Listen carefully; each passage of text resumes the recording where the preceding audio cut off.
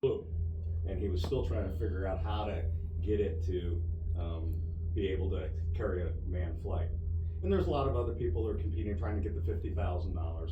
But most of them, what they did is they could not think outside the box. And Samuel Langley's aircraft that he had created, actually, they're trying to duplicate a bird. You see how a bird's tail actually flexes and moves? Yeah. They were trying to do that. How do we get this plane to flex and everything like that? And the Wright brothers plane did too. Their original wings actually flexed for turning. The wings actually they were so light that the idea was they would flex like that. But the Wright brothers figured out that a stationary rudder, like in a boat, would be more advantageous than that. So where I go with this is I'll take this into the difference between anybody have a fear of flying? Nobody? I have a fear of crashing. That's what I was going to say. Most, or people say, I'm afraid of flying. Flying's the easy part. It's the landing that is the hardest. But a lot of people, when I talk to people, say, well, I have a fear of flying. Because even as a kid, when my dad was teaching me how to fly, I was thinking, how does this thing do this? How does this thing's, because we push it out of the hangar and things, this thing's heavy, how does this thing stay in the air? And most people have a fear of flying, they don't understand really the basic concepts of flying. What the Wright brothers figured out is by changing the airfoil of the shape of the wing, this air has got to go slower than this air going below it. It can go fast. And it creates pressure. Pressure's always trying to equalize. So the pressure's always trying to come up if you've got enough speed going over here. And that's, a lot of people think, oh, there's a little vacuum that's created here. And yes, that's true, but it's not enough that it's not the vacuum. It's the pressure at the bottom trying to rush up to meet this air. That's how an airplane flies. And if lift is greater than weight, you can get it up in the air. And if thrust is greater than drag, an airplane will fly. And then first time that anybody does ground school, the first thing they teach is the 4 principles of flying. Is that's really what's happening here, is that if you have greater lift than weight and greater thrust than drag, and that was the biggest problem at the beginning for the Wright brothers, is to get enough thrust. They didn't have much drag. The airplane was very light, created some pretty good lift, but the engines at that time weren't designed weight-wise and everything that they can balance, but they were the first ones to figure it out and fly. And so what I tell people is I think about it in our own way. Goals are what thrust us forward. Behaviors, are you really doing the right behaviors, all right, to overcome the fear that you might have, okay, and everybody else that's dragging you down. All your friends and relatives. You ever get that person and say, well, let me be the devil's advocate. Oh, yeah. Yep. Those people are really the people that are dragging you down when you have something to do. Now, here's what I do, though. I say, this makes sense, except for the Wright brothers had a dream, not a goal. The Wright brothers had a dream to come up and create flight. They weren't in it for the money. Samuel Langley was in it for the money. Because as soon as the Wright brothers figured this out and flew, Kitty Hawk, he stopped. And he stopped his own designs and just copied theirs, and then tried to sell more to the Air Force and to the Army at that time, rather. And Samuel Langley did not have a dream. Goals thrust us forward, but dreams really keep you motivated and keep you going along. And goal is like a financial goal. Somebody says, well, boy, I want to make $1 million. Okay, that's a good goal. But what's the dream behind it? Why do you want to make $1 million? A measure of a man or woman is not how much money they make, it's how many people they help along the way. Right? So do they have a dream of what, never apologize for making money. It is the American way. Capitalism is really good. It's what you do with that money that will define you, right? And I think that's the issue with some people, is they have goals, but they don't have a dream. So why don't most people set and have goals? Any thoughts? Why a lot of people, if I ask most people, show me your goals, you think they can pull out a Fear of failure? Yeah. What we find in our business is a lot of people just don't know how. They don't know how to what? Set goals? It's just not a concept you're taught in school. It's not unless you have someone in your past who's taught you how to set a goal and what it means. we're constantly working with people, Okay. to, okay, what do you want? And then taking it back down to, okay, and then how do you get to this goal, and top Makes- down or bottom up, whichever way they happen to think, but that's a big one for us. People just don't know how. They don't know how. You said fear, right? What are they afraid of? When people don't set goals, what are they afraid of? I think they're They're afraid they won't achieve they it. won't achieve the goal. Right, why should I set this goal when I'm not making it? So staying with the aviation, if you're a pilot and you're here and you wanna go here, which you typically, you're doing a straight line, right? How many, if you're on an airplane and the pilot's going from here to Los Angeles, they draw a straight line. 90% of the time, you're off course. Because you gotta move around weather or controlled airspaces, but you're always headed in the right direction. And that's what I want people to think about with their dream. I might not get there, but what did I accomplish along the way? So the story that I use, and those of you who've been through my trainings or heard any of my stuff on YouTube, is I always do some type of a story with my training. We left from La Crosse, Wisconsin on our small Cessna 170, and we're going up to Hayward, Wisconsin to go muskie fishing. It's about a 2.5 hour flight. Most of it's along the Mississippi River, because you're going up, where Hayward is, probably from being from Minnesota, that area. So as we take off from La Crosse, we had gotten a weather report that everything's fine. There's some storms way in western Minnesota, but shouldn't be a problem. You should be good there. But as we get up by Eau Claire, Wisconsin, we see this great big mushroom cloud to our left. Now from the air, that's exactly what a thunderstorm looks like. It looks like an atomic, because you got the rain coming up and then the clouds go up, and they go up at about 50,000 feet. This thing's coming across, and we go, okay, we're not going over. There's no way we can go over it. It looks like it's a full wall all the way to the west, so we're not gonna go that way. We can't go around it to the east because it's coming so fast it'll engulf us. So we radio the Cessna 290 Delta, La Crosse Tower, visual pilot, weather report, large thunderstorm over the Mississippi by Rochester, Minnesota. No, there's nothing there. We see it. Not on our radar. Well, we're coming in anyway, so, get landing approval to land, and we land right away. And just when we tie that airplane down, up to on the tarmac and everything, get it all tied down, the storm hits. Man, it just comes in. Now, as a pilot, you can go up to the small towers and you go. So we went up to the tower, and sure enough, there on that big screen, and it just came out of nowhere. And he said, "Why? Where were you going?" So we were going we were going muskie fishing up in Hayward, Wisconsin. We're stuck here for the night. We're, hey, do you recommend a place to a hotel? Is there someplace within walking distance that we can go since we're stuck here? We're not going to be able to go fishing. And he goes, "You want to go fishing?" Yeah, that's what we're flying for. We were going up to Hayward to go fishing. Well, my brother's a guide on the Chippewa Flowage, and he just had a cancellation. He'll come pick you up. You can go fishing. I had the best fishing trip I ever had. Seriously, this was a beautiful cabin, better than the one we were going to be staying in. The guide was fantastic. We caught muskie and northern because we were always headed in the right direction. And that's what I think people need to understand about dreams. You might not achieve this dream. I might not create this great program on aviation for kids, but maybe if I only get and influence one along the way, it'll be helpful. The dream when Tyler and I started his shooting club at high school, he went out and got the first year, 110 kids signed up for our program. We had more kids in our program for the sporting clay program than they had in football. Fastest growing high school sport is sporting clays. Yeah, there are more in Minnesota, by the way. There are more trap teams, high school trap teams, than there are football teams in Minnesota. That's crazy. One of Tyler's best friends, Jack Micklesworth, became this national champion in sporting clays. Tyler had a chance to be on the Olympic team, just kind of, you got tired of it, but he was that good. He won the state. Okay, now our goal was to really do a lot of things, and by the way, we did achieve it. We won the state our first year, or he did, his team did, in sporting clays. The program is still going on today.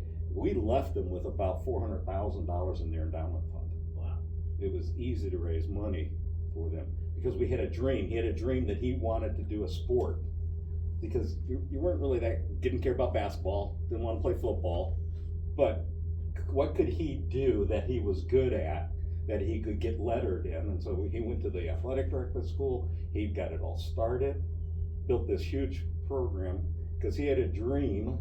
But how many people did he help along the way? How many kids got involved in an activity? And I was really happy to see all the girls that we had, because it was a guys and girls team. The number of girls who ended up getting scholarships to go to college. Shooting, Iowa's got some great programs, and they're begging girls to come to some of their small colleges, and they're offering scholarships. So it's just, we had a dream, and I think that's what you have to think about is, do you have a dream or do you have a goal? There's a lot of goal setting programs out there, but they don't talk about it as a dream. If you achieve this goal, how many people did you help along the way? Was it just a financial goal that you just wanted to have this? What did you really accomplish? So I was talking to John yesterday. I wish John was here, because you're talking about his program, what his goal did, how to set a goal. Why does he want to do what he do? Why does he want to come up with this fire protection program? I really want to save lives. He said, okay, but is that the goal or the dream? Well, that's the dream. What's the goal? Well, I need to raise $2 million.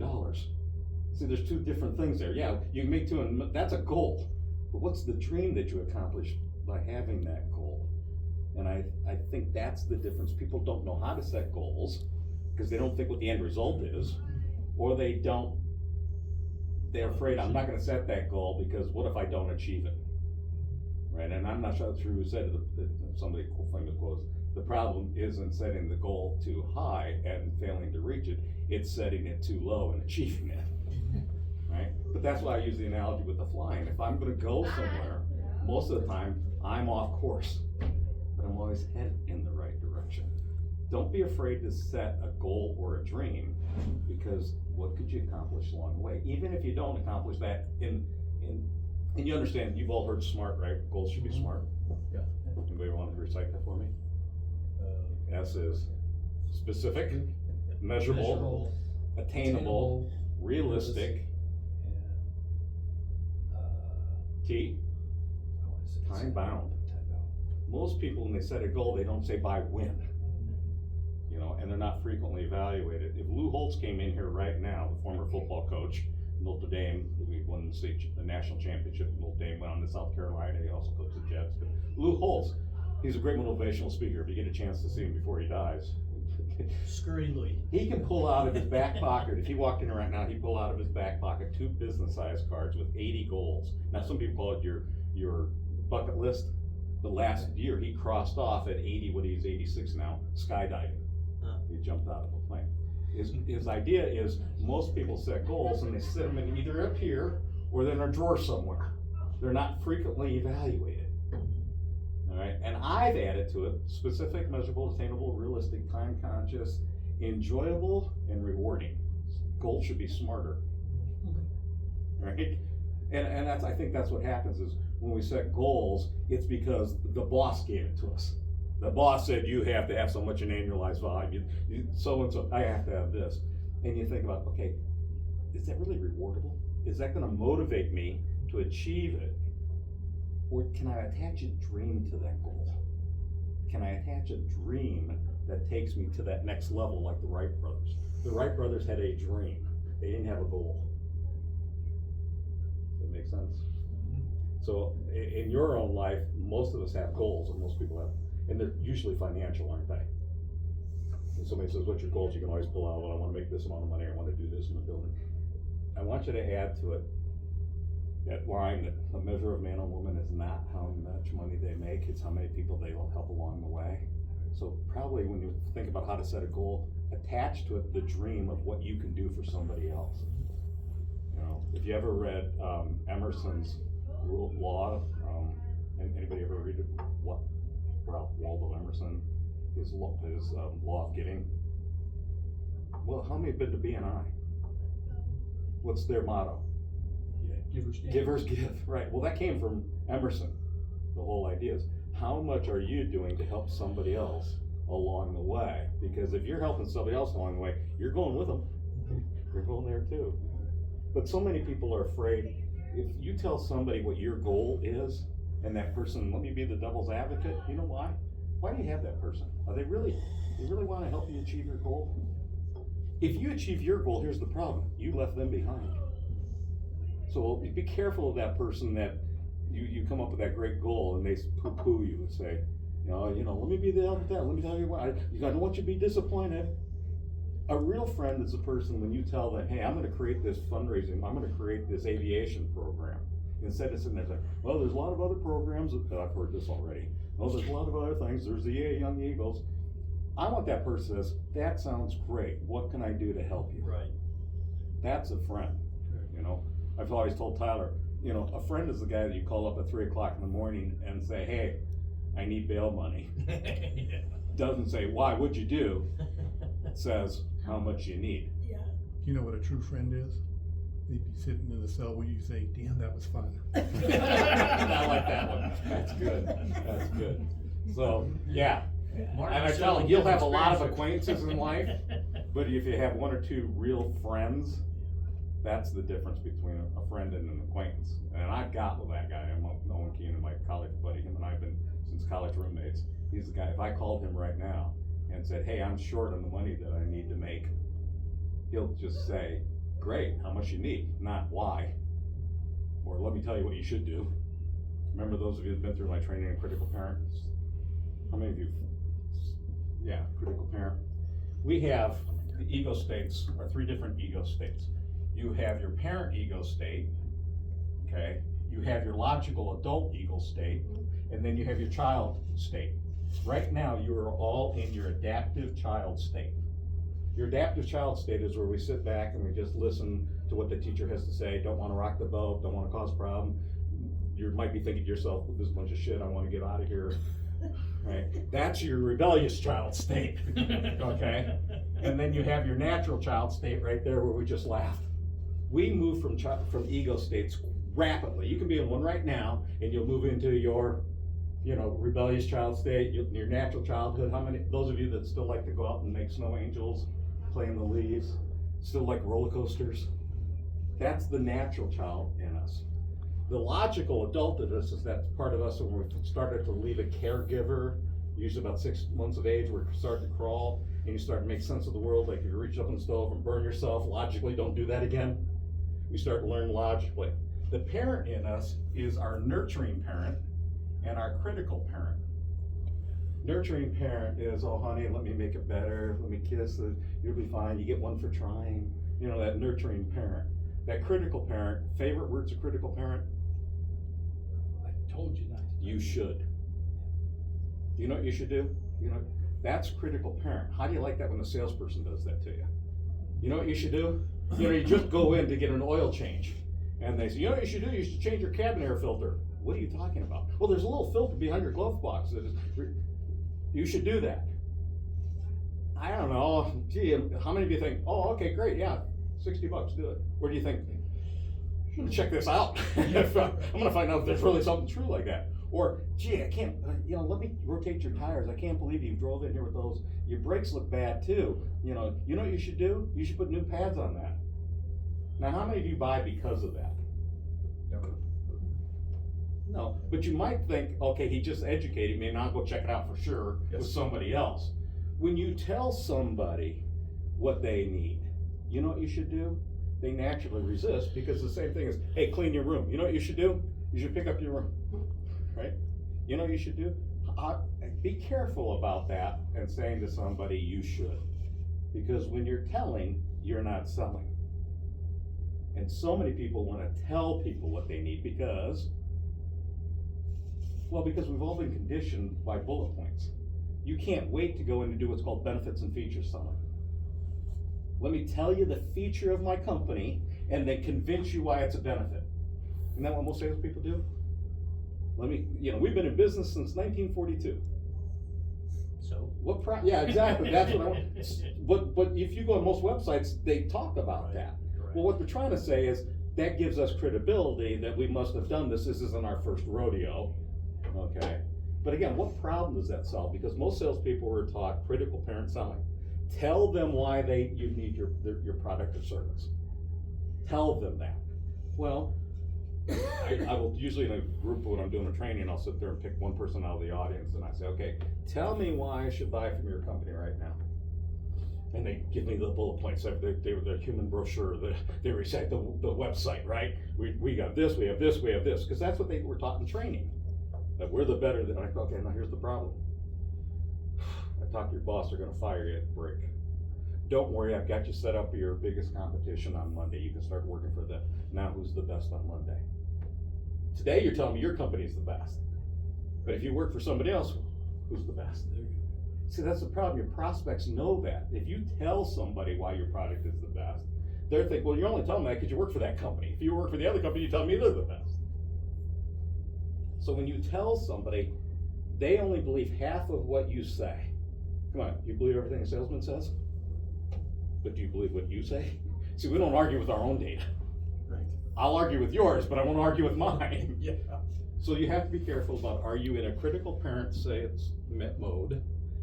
70% of your sales should be nurturing parent, 30% logical adult, and the little kid should stay in the car with the windows cracked.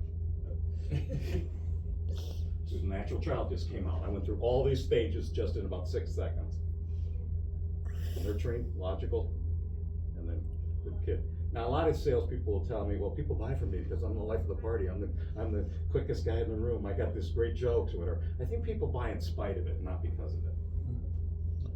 That makes sense? So nurturing parents should diagnose what's wrong, all right, and then offer your logical product as a cure. What more noble profession could there be? All right, that's enough of my stuff for you. Hope that gives you a little bit, since I'm the sponsor and I brought this.